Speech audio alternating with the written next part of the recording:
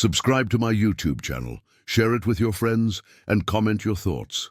The address wasn't on the map.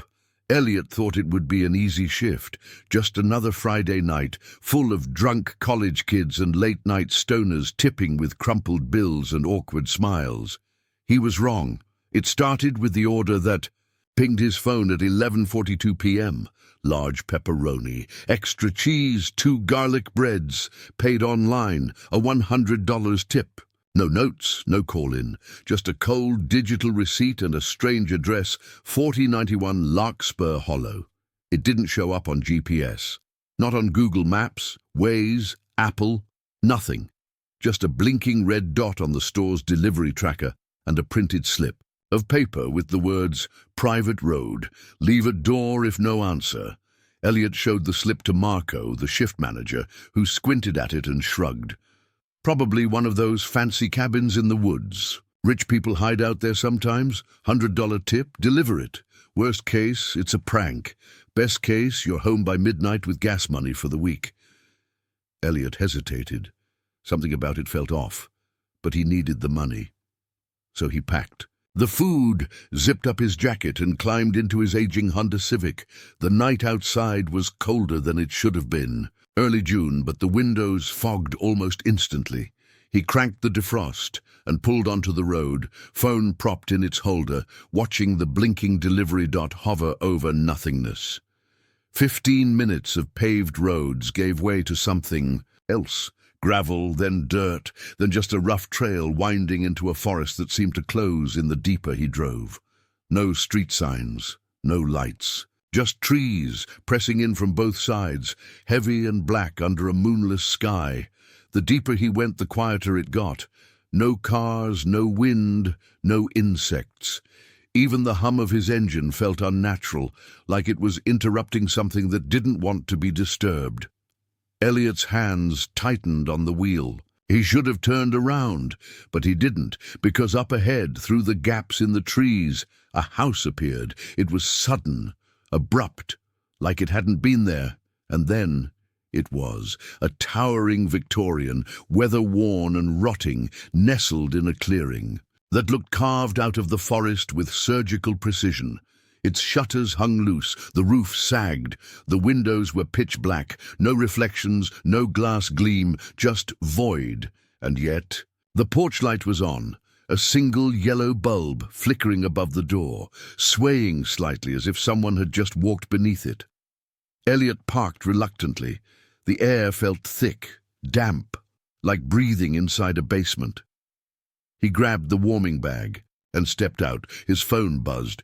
"You've arrived at your destination," except it hadn't made a sound the entire drive. There was no signal, no bars, no Wi-Fi, no chance of calling for help. Still, the job was the job. He walked toward the porch, each step crunching on dead leaves. The wood groaned beneath his weight. As he reached out to knock, the door creaked open on its own. "Hello?" he called. No answer. Just candlelight flickering from inside. No TV, no music. Just that soft amber glow coming from somewhere deep. In the house. He turned to leave, but the door slammed shut behind him, fast and final. He whipped around and grabbed the knob. It didn't budge. No lock, no give. Solid. From deeper in the house, a soft voice called, "Please, my son is sick. I can't leave him. Just bring it to the kitchen." Female, calm, measured. But something was wrong, like someone pretending to sound calm but straining to hold it together. Elliot stood frozen. He should have kicked the door down, thrown the food and run. Instead, his legs moved forward.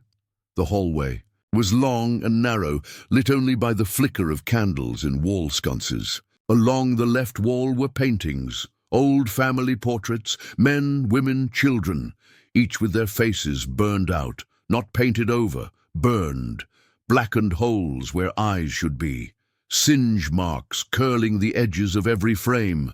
His breath quickened. The air smelled like ash and old soup. He reached the kitchen threshold and froze. A woman stood at the stove, stirring something in a pot. Long black hair, thin frame, bare feet. She didn't turn. "I've got your food," he said, voice cracking. She stirred. "He doesn't eat pizza," she said softly, not looking at him. Elliot's stomach twisted. "Then, why? You were supposed to bring someone else." She turned. Her face wasn't right. It wasn't monstrous, not in the obvious way. She had all the right parts: eyes, nose, mouth, jaw. But they were wrong. Asymmetrical, slightly off-center, like her face had been shattered and glued back together by someone who didn't know what a human looked like.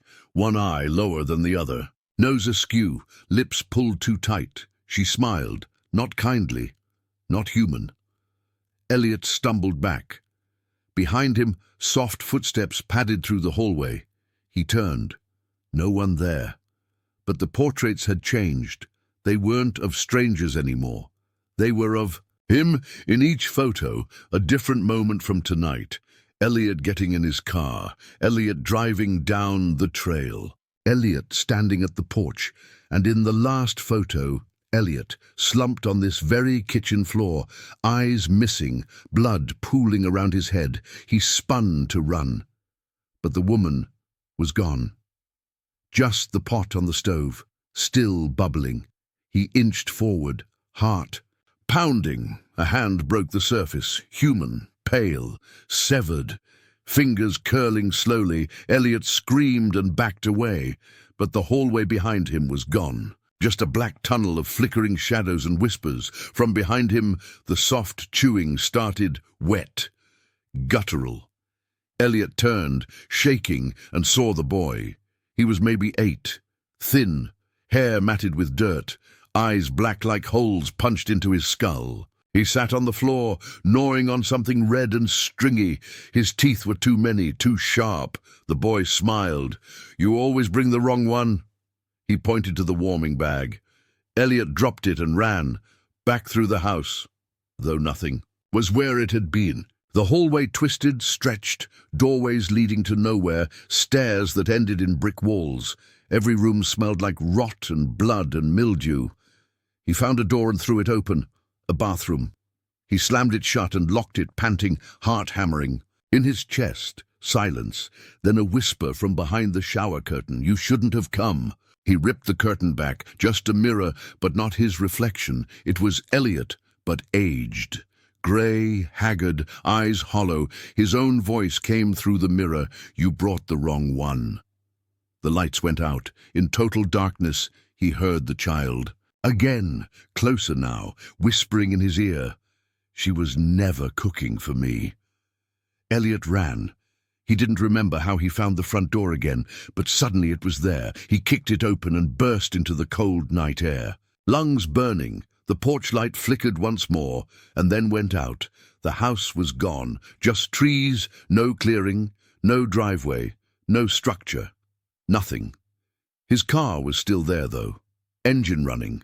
Lights on, Elliot dove inside, locked the doors and peeled out, gravel spraying behind him. He didn't stop driving until he reached the gas station near the interstate.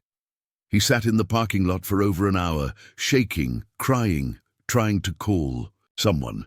But his phone wouldn't turn on. When it finally did, it had no missed calls, no GPS history, no record of the order. He returned to the store in the morning. Marco was confused. "You clocked out at 11:45, he said. "Said you were sick. I gave your last delivery to Dan." Elliot stared at him, pale. "What about the order for 4091 Larkspur Hollow?" Marco frowned. "We don't deliver out that far. There's nothing out there but abandoned woods." The house that wasn't there. Yesterday, Reggie didn't believe in ghosts. He believed in rent, in split shifts, in minimum wage that barely bought enough gas to keep his '03 Toyota running. So when the pizza shop got a late-night order, 1 large veggie, no cheese, 2 dipping sauces, paid in full with a $50 tip, he volunteered. The address was nearby, and he could clock out early. But the moment the receipt printed, Marco, the night manager, frowned. "You sure you want to take this one?" Reggie raised an eyebrow. "Why, it's just Larkspur Hollow." Marco hesitated. "It's not on GPS." Reggie laughed. "So? It's 5 minutes off Route 11. I'll follow the dot." Marco didn't laugh back. Someone delivered there a few nights ago. Elliot never came back, or if he did, he left early. Didn't speak to anyone. Next day he quit, wouldn't say why. Reggie rolled his eyes. It's just a cabin in the woods, probably rich and weird. He grabbed the warming bag, tapped the map app, and followed the dot. The road twisted past neighborhoods into farmland and eventually bled into forest. Reggie drove with one hand on the wheel, music low, headlights bright. No houses, no lights, just tall trees leaning in over a narrowing dirt path. When he finally saw the mailbox, old, rusted, leaning like a drunk, he slowed. It read, 4093 Larkspur Hollow. The number was different, but the name, the driveway curved into darkness. His high beams couldn't reach the end. Reggie pulled in, half expecting the GPS to start screaming, "Turn around!" It didn't. Instead, it beeped. Softly, "You have arrived." He parked in front of a small two-story cabin. Fresh paint, warm light in the windows. Looked new, too new, like it hadn't been there long, like it had just been built, but not by human hands. It had that sterile, artificial perfection, nowhere, no life, just symmetry and silence. The porch light clicked on automatically. He stepped out. It smelled like pine and cold soil. No wind, no bugs, just trees holding their breath. He walked up the steps and knocked. A woman answered. Mid-40s, grey cardigan, eyes too wide. "Hi," Reggie said. "Pizza delivery." Her smile was small and rehearsed. "Yes, thank you. My husband's asleep, but I've been waiting. Please, come in." Reggie hesitated. "I can just hand it over here." But she stepped aside, waving him in. "It's freezing. At least set it on the table." He stepped into the living room. It was perfect. Too perfect. The furniture had no signs of use. No wrinkles on the couch, no dust, no smell. Like it had all been bought today. Or copied. On the wall were photos, dozens of them, every frame exactly the same size, spaced with surgical precision. He glanced at one. It was him, not as he looked now, but right then, standing on the porch, holding the pizza bag. He blinked, looked again. The picture was gone. Now it showed a bowl of fruit. His stomach turned. "Just the pizza, right?" he asked, backing toward the door. The woman didn't answer because she wasn't there anymore. He turned. The house was empty.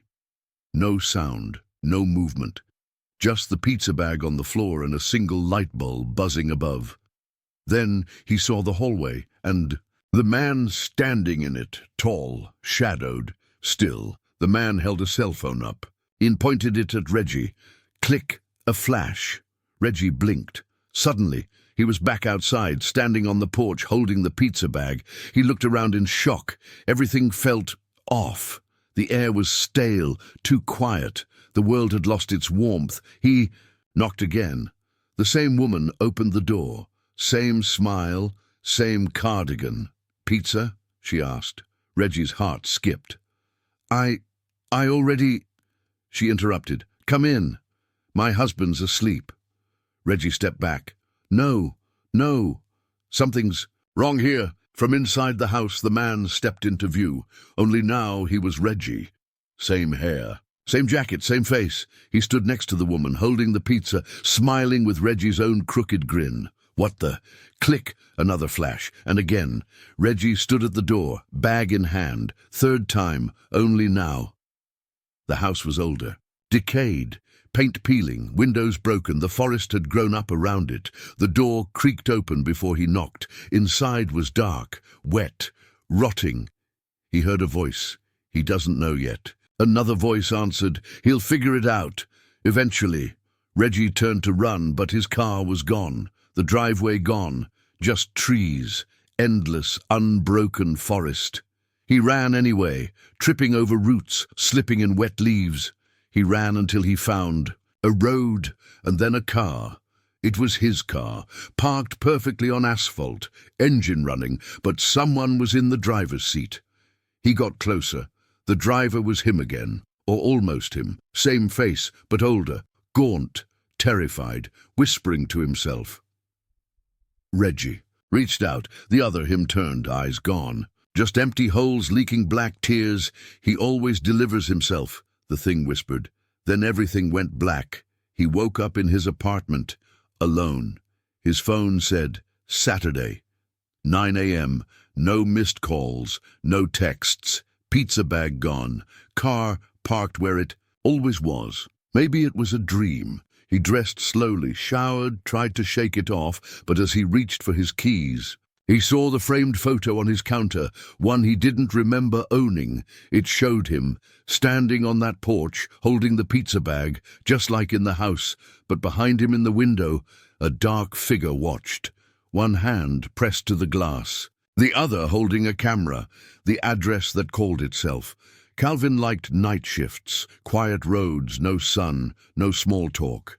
Just him, the hum of his Honda, and the slow countdown of hours before sunrise. He'd only been at Greco's Pizza for 3 weeks, long enough to know not to ask questions. When Reggie didn't show up again for the 4th day in a row, Calvin figured he quit like the others. People came and went here, fast. The Friday night rush had just ended when the phone rang. Marco looked at the screen. No caller ID. He frowned. Greco's Pizza? Delivery? Or pickup? Silence. Then a voice. Grainy, slow, childlike. 1 small cheese. No crust, no sauce, just the box. Marco glanced at Calvin. We don't do that, the voice replied. You will. The line cut. Marco shook his head, chuckling nervously. Kids. You want a weird one, Cal? Calvin shrugged. If it's paid, I'll take it. Marco nodded, uneasy. All right. Came through online, paid in full. He handed Calvin the receipt. Calvin scanned it. Address. Hillview Cemetery, Sector B, Row 7. He blinked.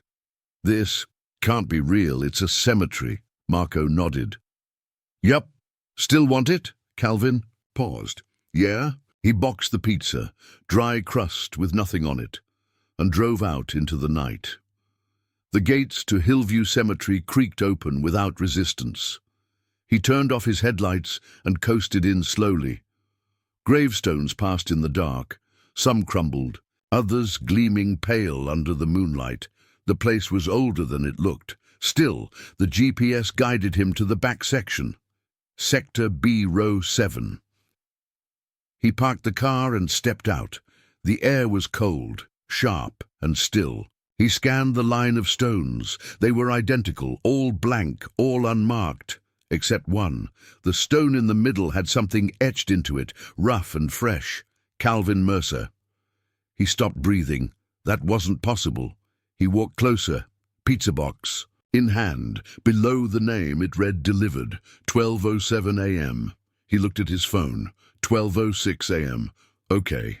Nope. He turned back toward his car.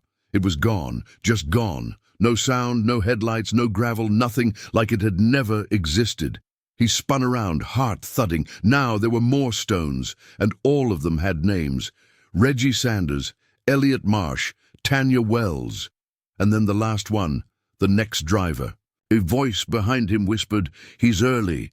Calvin turned, nothing. Then again softer, too early. He ran, feet crunching dry leaves, vaulting over rows of graves. But the cemetery had changed. Endless now. No gates, no road, just tombstones, growing like weeds, and behind him dragging footsteps, getting closer. He ducked behind a stone and crouched, gasping for air. Silence. Then he felt breath on his neck. No one delivers before they're dead. He turned. There was a girl, maybe 9, wearing a faded Greco's Pizza cap. Her face was dirty, eyes wide, mouth sewn shut with black thread. She held a receipt, soaked in red, with his name on it. She reached out and placed it on the pizza box in his hands, then vanished. He looked at the receipt. It read, "Customer review, 10:10, came fast, tasted like fear. Would order again." Then just below, next delivery scheduled, Marco D, 3:13 a.m. Calvin screamed, and the cemetery screamed back. Dozens of voices, thousands, laughter, crying, teeth gnashing. He fell to his knees, clutching his ears. And then, silence. He was standing in the pizza shop again behind the counter, wearing Marco's apron. Customers lined up. Familiar faces, but not just from town. From the photos Reggie saw in the cabin. From the headlines about missing drivers. All dead, all waiting. One customer stepped forward. It was the girl with the sewn mouth. She handed him a slip of paper. He opened it. Next stop, your old house. The one you forgot. Behind her, the others started chanting softly, "He delivers, he delivers, he delivers." Marco woke with a start. Back in his apartment. Cold sweat. Clock read 3:12 a.m. His phone buzzed. One new order. No name, no address. Just coordinates and a note. Do not forget the dipping sauce this time. The town that shouldn't exist. His name was Darren Lowe, and tonight was his last shift. He had a new job lined up. Software. Cushy. Remote. No more late-night pizza runs. No more strange customers or awkward small talk. He just had to finish tonight. So when the screen lit up with an order at 12:33 a.m., Darren sighed. Last one. Let's make it quick. The address read, Greystone Hollow, Wren Street, number 6, paid in full, cash tip on arrival. He blinked. He didn't know Greystone Hollow, never delivered there. But the GPS picked it up like it was just down the highway, 20 minutes out. Marco didn't say anything, just handed him the box with an unusually serious look. Drive safe, yeah? Darren raised a brow. You okay, man? Marco nodded. Yeah, just don't go inside. Then turned and walked into the back. The drive started normally enough. Streetlights faded, the road narrowed, civilization thinned. Then something strange happened. The GPS blinked out, no signal, but the map still showed a blue line, leading somewhere that wasn't on the map anymore. Like the road had been unerased, just for him. And then came the sign, crooked and faded, Welcome to Greystone Hollow Est. 1872. Population. The number was scratched off. He drove through. The town looked frozen in time. Old gas stations with rusted pumps, a silent diner. All of it eerily preserved, like no one had touched anything in 50 years, but also like nothing had decayed. Darren passed a church with shattered stained glass, its bell tower swaying gently, though there was no wind, and then he found Wren Street. House number 6 was at the very end. A 2-story colonial with shutters hanging loose and a porch light that flickered like it was short-circuiting in slow motion. He pulled up and got out. The smell hit first. Old wood and cold soil mixed with the sharp scent of ozone. He carried the pizza to the porch and knocked. The door creaked open without being touched. Nope, he muttered. Not happening. He turned to leave. Behind him, a voice called out, his mother's voice. Darren, you brought food? Baby, come in. I've missed you. He froze. She'd died 6 years ago. Cancer. Long and ugly. He turned slowly. The house. Interior was exactly like the one he'd grown up in. Same photos on the wall. Same crooked clock ticking in the kitchen. But that wasn't possible. He stepped inside. His feet sank slightly into the carpet. The air smelled of cinnamon and distant rot. Mom? He called softly. No answer, just a low hum from the upstairs hallway. He walked forward, pizza box trembling in his hands. Every step felt heavier, like the air had grown thick. The lights flickered. Once and then she appeared at the top of the stairs. Not Mom. Something wearing her face, pale, eyes too wide, mouth too small. She smiled, a stretch of skin that wasn't quite right. You always delivered, even when you were a little boy. He backed away, but the door slammed shut behind him. You brought it again. Good boy. Then the house shifted. Walls pulsed. Photos bled. The clock screamed. Suddenly, Darren wasn't in a house anymore. He stood in a theater. Empty. Ancient. Rows of wooden seats. A stage ahead, and on that stage, every person he'd ever delivered to sat staring back at him, stone-faced. Unmoving, Reggie, Calvin, the girl with the sewn mouth, a man with no skin, cradling a pizza like a baby, and Marco, sitting dead center, eyes black and leaking dough. The curtain behind them pulled back, and something walked forward. Not a person. Not quite. It wore a Greco's pizza uniform, perfectly ironed, but the arms were too long. The face was a smeared blur of all the drivers who'd disappeared. It smelled like old cheese and grave dust. It spoke in many voices at once. We don't. Deliver to the living. Darren fell to his knees. The pizza box opened on its own. Inside was no pizza, just a mirror, with his own terrified face staring back. Then his reflection whispered, "You already died on the way here." And in that moment, Darren remembered. The car crash, the tree, the glass, the moment he blinked out.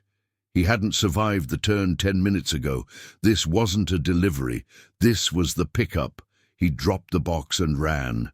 The theater shattered like glass. Suddenly he was back in his car, gasping, hands trembling. A siren howled behind him, ambulance lights flashing. He looked down. His chest was bleeding. His hands cracked. A paramedic leaned in. "Stay with us," the medic shouted. Darren blinked. The pizza box was still in his lap, but this time it was pizza. One slice missing. The medic froze, staring at the box. "Where'd you get that?" Darren shook his head. "Greco's. I was just—" The medic interrupted.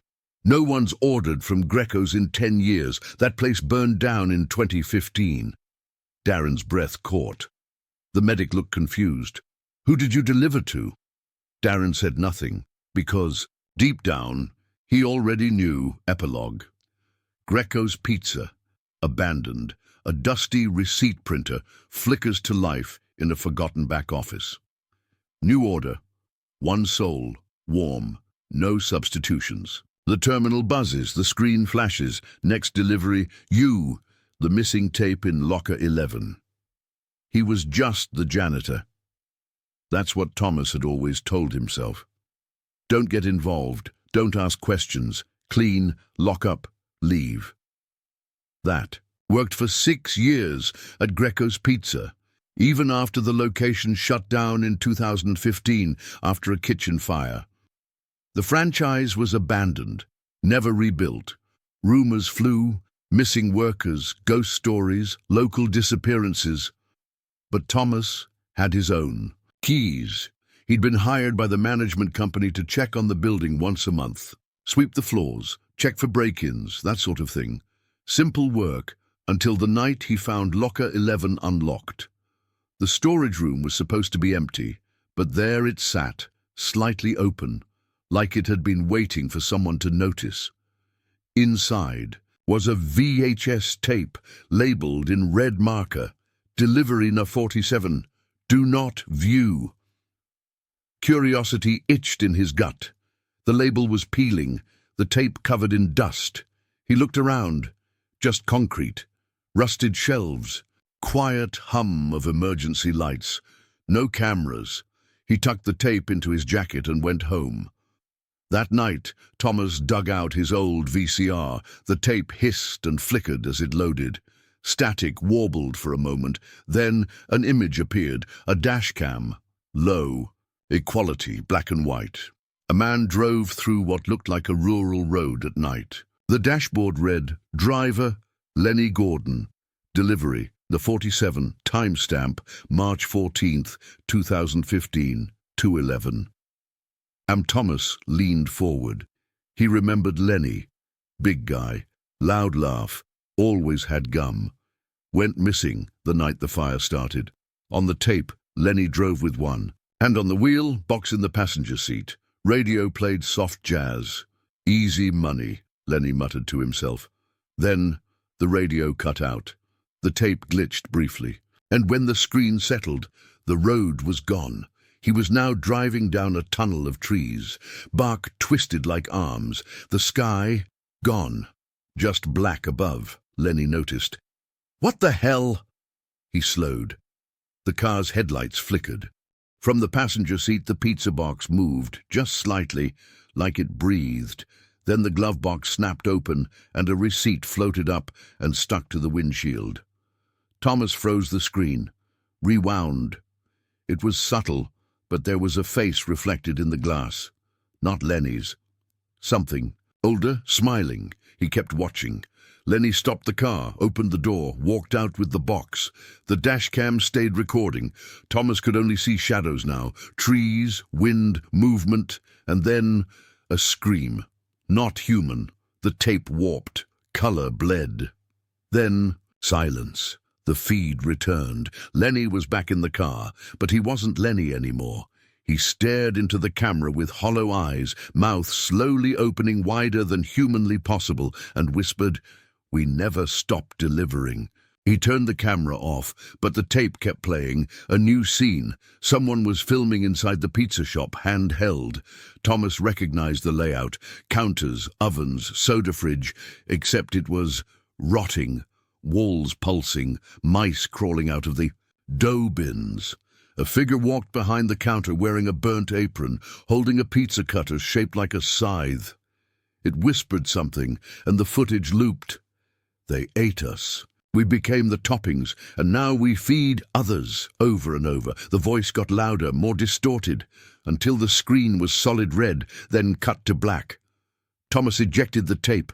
His hands were shaking. He turned toward the door. It was gone. His living room was now dark tile, Greco's linoleum. Behind him, the ovens roared to life. A bell dinged. "Order up." A receipt slid under his front door. He picked it up. It read, "Delivery, Deja 48, Thomas Reeve, ETA 3:06 a.m. Instructions, deliver. Yourself." A shadow crossed behind the frosted kitchen window, tall, apron, head cocked at an unnatural angle. Thomas ran out the door, but the hallway of his apartment building was now a delivery route, a looping labyrinth of red heat lamps and fridges. Leaking blood, each turn brought him back to the same spot, back to his TV, where the tape had restarted, playing itself. This time, it showed him, frozen at the screen, eyes wide, watching himself watch. And behind him, the thing in the apron raised the pizza cutter. The screen cut to static. Epilogue. The lost files weeks later, Greco's was bulldozed by the city. No records. Remained of Locker 11, but sometimes, around 3:06 a.m., janitors at other closed franchises report finding VHS tapes in their lockers, all labeled Delivery XX, Do Not View, and if they watch them, they never make their final clock out. The final delivery wasn't meant for him, the conclusion to the lost deliveries. It was supposed to be a prank. That's what Miles Ferrell, 19, told the cops. He and his cousin Kyle had snuck into the abandoned Greco's Pizza a week before it was demolished, because of that viral Reddit thread, the one about missing tapes, cursed lockers, delivery ghosts. Most people thought it was an urban legend, but the detail freaked people out. Miles had brought his GoPro. They were planning a fake horror video. Tag it Narcs Locker 11 and fake a scare. What they found wasn't fake. The building was a skeleton. Walls stripped, ovens ripped out, walk-in fridge bolted shut with police tape, but the locker room still intact. Miles laughed. "Locker 11, baby. This is it." Kyle hesitated. "Let's just film and go." The locker door wasn't locked. It creaked open on its own. Inside, another VHS tape, same red writing, delivery, COM49, in progress. But unlike the other tapes, this one had a smell. Burnt cheese and blood, and something sweet, like decay masked by lemon cleaner. Miles held it up to the camera. "What happens if we finish the delivery?" They took it home, plugged it into Miles's VCR. This one started with no intro, just a static screen, then a burst of color, not dashcam footage. This time, it was POV. Whoever held the camera was standing on a street, nighttime. Rain slicked the pavement. The voice behind the camera whispered, "We deliver to the forgotten." The camera slowly panned to a door. Apartment 309. The door opened before the person could knock. A child's voice whispered, "You're late." On the screen, the camera bearer walked inside. No lights, only candle flickers. The hallway was lined with pizza boxes, stacked from floor to ceiling. Each box scratched with claw marks, and then the camera turned toward a mirror. The person holding it had no face, just smoke where the head should be. Miles and Kyle screamed. The TV cut out, VCR sparked and exploded, shooting black smoke into the air and on the wall. Burned into the paint. "Deliver yourself. Next stop, you." That was 6 days ago. Miles hasn't spoken since. Kyle hasn't been seen. Detective Hannah Mercado got the report late. Another Greco's kid in the ER, screaming about pizza that breathes. She thought it was a joke until she pulled the files on Lenny Gordon, Thomas Reeve, the tape stories, and saw a terrifying pattern. Every tape had a delivery number, and the next number matched the next missing person. But if Miles had tape number 49, and Kyle's still missing, then someone else was at a 50. She called headquarters. "Get a team to Greco's. We missed something." By the time they arrived, the demolition crew had already cleared the site. Nothing remained. No lockers, no foundation. Just dirt, except one thing, an oven door half buried in the mud. Inside it, a pizza box sealed in plastic. And inside that, a new VHS tape, delivery, a 50. Final order to H. Mercado. She froze. Someone knew she was coming. Against every protocol, she took the tape home, loaded it into an old player in her garage. Hit play. This time, it wasn't delivery. Footage. It was her, footage from her patrols, her desk, her phone calls, her apartment at night. The camera had been watching her for weeks. Then a voice cut through the static. "You investigate the chain. You become the chain." The screen showed a list, all the names of the missing, then hers, then a new entry being typed, "Delivery 51, status preparing." The screen cracked from the inside. Behind her, her oven dinged. "Order ready." Epilogue. The door never closed. They demolished the restaurant. They erased the files. But the delivery route never ended, because the curse wasn't about pizza. It was about hunger. Hunger for curiosity, for answers, for things that should have been left buried. And now it's viral. Clips of old tapes leak online. People download them, react, laugh, until one night they get a knock on the door. Nobody outside, just a pizza box, still hot, and a note inside. "You watched. Now you're next. Delivery to 52 is en route." The end.